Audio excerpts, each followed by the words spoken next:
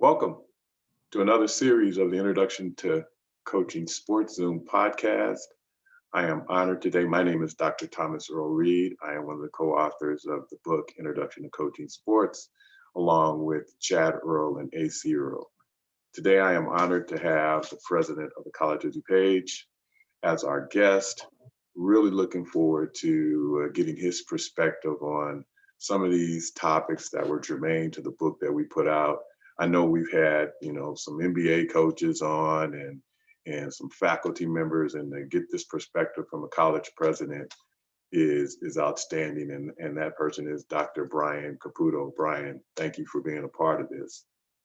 Pleasure to be here, Earl. Thank you. So before we get into this, I want to give our viewing and listening audience a little bit about your background. I mean, your resume is huge and very impressive. But I know that you served in the U.S. Army in active duty in the reserves for 22 years, retiring as a lieutenant colonel in 2004, and we appreciate your service to our military. You got a bachelor's degree in U.S. Military Academy. What was your degree, your undergraduate degree in? What was that in? Back in the day, they didn't have majors at West Point. Okay. So what you had was like a general arts and sciences degree. You could essentially pick an elective emphasis, and mine was in national security. Oh, okay. Interesting. All right. He also has an MS degree in accounting from DePaul University. Also has an MS and a PhD from Northern Illinois University, my alma mater as well, with a primary emphasis in public administration. And after that was the CFO for the city of Aurora, and did just an outstanding job in conjunction with the mayor there and resurrecting their financial plan and a plethora of other things that you did for the city of Aurora. And I was at the time living in Oswego, so I kind of followed your progress there, and as you served in that role, and then became vice president of the administrative affairs at the College of DuPage, in conjunction with being the CFO, and now serving as the president of the College of DuPage. Well, as you know, there are some topics in the book that I kind of want to get your perspective on. And the first question I'd like to ask you is, I have this paragraph, dedicated this paragraph to this concept called surrounding others. And I know that as a coach myself, and for many of my colleagues and coaching partners in the profession, we are always trying to make our student athletes aware of surrounding others, those stakeholders, administrators, teachers, instructors. As the president of a college, of a large community college, probably one of the largest in the country, and in your position as the president, give me how do you think that student athletes should embrace and or be aware of this concept of surrounding others, and how significant do you think that is for them to and the coaches as well to understand that concept? Very significant. The reality is that those of us in a number of professions, public service is one, higher education is another, even being an athlete, to an extent, we live in a fishbowl. What we do, others just pay attention to. Sometimes, for better or for worse, it makes it into the newspaper, what we do, right or wrong. Maybe you might feel, particularly as a student athlete, like, if I make a mistake or something along those lines in my personal life, why should that affect what people say about me and my status as an athlete, and so on and so forth? Well, the reality is that it does. That as human beings, where we're connecting with others and they see what we do, what we do, right or wrong, reflects on our organizations, reflects on our families, reflects on all those with whom we associate. So when you're talking about an athlete, it's really pretty much the same thing. An athlete has to think about how he or she conducts himself or herself off the field as well as on the field. If there is some kind of a tantrum on the field and people see that, it could be in a matter of seconds, could be shot across the globe with social media, and it may or may not look great for the institution. Conversely, if there's an exhibition of great sportsmanship on the field, that reflects very well upon the institution, upon the team, upon the whole athletic program of the college or university. Absolutely critical. And it's really not unlike what you see as you see leaders in various organizations. Now, of course, it's a bit unfortunate that a young person, 20, 22 years old, is subjected to that sort of scrutiny or has that kind of a weight on his shoulders. But it just is. So we need to recognize that it's there and respond as appropriately as we can. I know in the heat of the moment, it gets tough. I mean, my son, my second son, he was a big hockey player. And if you follow hockey, there's lots of emotions that you feel as a team member, as someone in the stands, as a parent, so on and so forth. But if you don't control it and make sure that it's channeled in the right direction, it just looks really unprofessional or unsportsmanlike for your team, your organization. Yeah. So for the coaches out there who will view this this podcast, what would you tell them? I mean, if you're, and I know that I have another question kind of leading into your perspective about that, but for coaches, what would you convey to them about this, getting the athletes to understand this concept? What would you, what advice? Yeah, it's important for the coaches to, first from their own personal standpoint, how they behave on the sidelines or on the side of the court.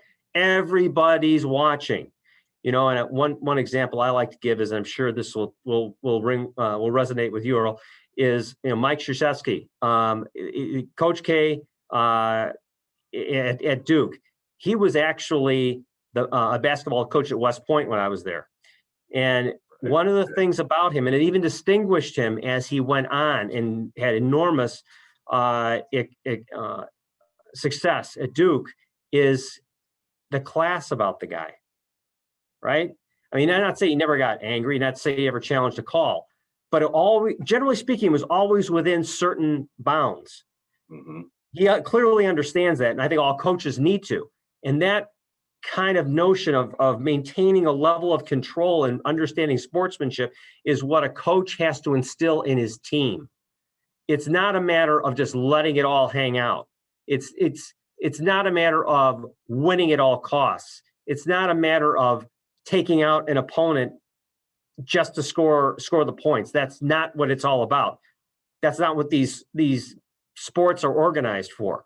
Understanding that big picture. And if a coach can instill that in his team, that goes a long way. That goes a long way. Yeah. Well, this is kind of a segue into the second question. And we know under this umbrella of sports participation, there are a lot of philosophies, theories, topics. I want to get your philosophy on how it relates to coaching and the student athlete and the success that comes for that. So when you talk about sports participation, I know a lot of times when we say sports participation, we're talking about the student athlete. But, there's coaches who decide to embrace this field or decide to at whatever level, that's a, they're making a commitment to participate in this thing we call sports. So what's your philosophy on sports participation? Again, conveying this to coaches and the student athletes. I think it helps to start from an understanding that student athletes face significant challenges, no matter what level you're at. It's not easy being a college level athlete. And I have not been one, but I've watched a lot of sports, talked to a lot of coaches, and tried to interact with as many student athletes as I can. And I hear some of their stories. They have a number of things that they've got to deal with. One, of course, they've got to get their academics done. That's the first priority. If they don't get that done and get done well, that's going to have far-reaching consequences, and they're not going to be able to play sports anyway. So that's got to get taken care of. But when you get into the sport itself, they've got to make time for practices. They've got to make time for games. They've got to make time for travel. And you'd say, yeah, doesn't that go with the territory? Yes, it does, but that doesn't make it easy. And then on top of it, some of them may need to work depending on their personal situation. And then beyond that, they may have family obligations that they have to deal with. Not every student athlete is just is independent in the sense they can do anything they want and they just come and go to practice and it's all good. They may have some family obligations that need regular attention. So that's the first thing you need to, I think, to understand about student athletes is there's so much involved in trying to keep them on the court or on the field or on the ice that it's complicated. So from that standpoint, as far as enhancing sports participation or making it easier for them to participate, is understanding what those needs are and trying to meet them as best you can. Now, a coach can't be all things to all people, but he or she can be a whole lot of things. Right. Getting to know the athletes, understanding some of those pain points of why they didn't make practice today, why they're having a problem getting to the game on Saturday or whatever day of the week. What's going on? Why are they having such a problem in school? Is there trouble at home? You can't solve all those problems, but there are other resources within the institution that may be able to solve them. For example, if you know there's some kind of emotional issue going on there, most institutions have some sort of counseling ability either within or without their institution where a student can be assisted. Tutoring. Hey, coach, I'm having a real problem in my math class. Some student athletes may be kind of timid about asking for help or really seeking it out. That's where a coach can come in and say, well, wait a minute. You spend a little extra time here on the court when you're having a problem with this, that, or the other shot. What's the difference between doing that to tune it up, or in math, going to your professor for extra help, or going to the tutoring center for extra help? Same thing. No shame in that. They may not be thinking in those terms. So the coach can have an immense impact in trying to keep the student on track and get them the additional assistance that they need. And we certainly know that that's definitely apropos to those student athletes that choose to attend a community college. You alluded to, having to work, having family obligations. And over the 33 years that I've been in the business, I've definitely seen that 29 of those years being at a community college. Well, you're the father. You said your son participated in hockey. What were some of the benefits, or what do you think are some of the benefits that college student athletes have, or the experience that they have from participating in and I say extracurricular activities? It doesn't necessarily need to be sports. I think when you're doing anything outside of the academic realm, that experience can be valuable. What do you think are some of the benefits? Maybe you can share some of the benefits that your son experienced by playing hockey. Yeah, I've one boy that played rugby and another boy that played hockey. So they were both quite involved in sports throughout their lives. I would say the first thing with respect to a college, whether it's sports or it isn't other type of extracurricular, is getting connected with student life. It's possible, of course, to come to just about any institution of higher education, come to class and then simply go home, or come to class and simply go back to the dorm room and not really interact. When you get involved in extracurricular or sports, you're really starting to connect with others, and you're starting to become a part of the overall life of the college or university. That just pays a lot of dividends just in terms of your own well-being and your mental health. You're not isolated. You're on a team. You're connected with others. That means a lot. That's a whole support system unto itself. Beyond that, depending upon what extracurricular sport you're talking about, you're developing skills. You're staying in shape. Leadership skills in a lot of these sports. All sports and extracurriculars also come into play. it just enriches your life and makes you more capable and a better person. There's mentoring opportunities in these activities. They get to know individuals like you, coach. They get to know you. They get to know their club advisor. And these people become mentors, oftentimes become mentors, and kind of giving guidance to the student, which is beyond just how to execute well on the court. Beyond that, these individuals can help with future career aspirations. In other words, helping you sort that out. Coach, I'm thinking about this career or that career, or the advisor, Dr. So-and-so, this is of interest to me. I joined this club because this was of interest. What, if I keep doing this, where might it lead? Or I know you're a coach in basketball, but I also know that you're a professor of fill in the blank. Can you tell me about what, if I chose that career path, where I might end up 10 years down the road? Those kinds of things, if you're not connected with an extracurricular, it just even all the more difficult to get that done. A lot of these things, moments just happen, right? When you're talking to people, your coaches, your teammates, you've got opportunities to engage in these discussions. If you're not connected this way through a sport or other extracurricular, you got to be much more deliberate. And let's face it, you don't know the individual as well. And how much rapport is there going to be if you're walking into, say, the career counseling office and asking a question about a career? You'll get an answer, probably a good one, maybe a bit sterile, but you don't really have the full experience of, coming back to that individual and engaging in ongoing conversations and off the cuff sorts of opportunities that are there to just improve your college experience and prospects for the future. So these extracurriculars are we call them extracurriculars. Sometimes we call them co-curriculars, depending upon the activity involved. But it's all very important. Mm-hmm. I agree. Very, very well answered, Dr. Caputo. So, well, our last question. Like I said, I wouldn't keep you long.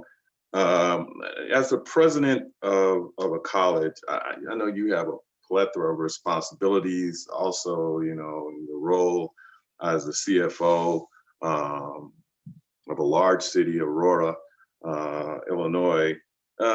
If you were speaking to a group of sport coaches, what would be an important topic, or what would be an important message that you would convey to that group, given your experiences, not only as a parent of an athlete, as an administrator? And I know, as I said, you have a lot of responsibilities. I know athletics is thought of pretty highly at the College of DuPage. But what would be the advice that you would give sports coaches, just from your perspective? I would come at it from a couple of angles. First, obviously, those coaches interact with athletes. And I think that those coaches need to be imparting upon the athlete the idea that we're here, we care about you. We're all part of a team. We're going to make this together. And I'm going to tell you that what we're going to do here on this team is not going to be easy. There's going to be times where you're tired. There's going to be times where I'm going to ask you to run another lap or whatever it is, or shoot 50 more shots, more practice shots, whatever it is. You're going to be tired. You're not going to want to do it. But that's part of the process of developing internal fortitude. There are other things that you're going to have to deal with in life that aren't going to be easy. And there's going to be people pushing back on you, just like there are in this sport. And you have to learn to deal with that, engage it, and keep pushing through to the best of your ability. But with respect to the coaches themselves, I would say you must recognize the tremendous impact that you have on these athletes. You are role models to them, whether you like it or not. What you do on the field and off the field reflects, as we talked about earlier, reflects on your sport, reflects on you, and it's example. It's all leadership by example. So you must understand that you have to put forth the best example in terms of how you coach from an emotional standpoint, how you coach from a technical standpoint, giving it your best all the time for your student athletes, just as you are expecting them to pony up their best. It's really what you are doing in a very real sense is you are forming the next generation. It's just that simple.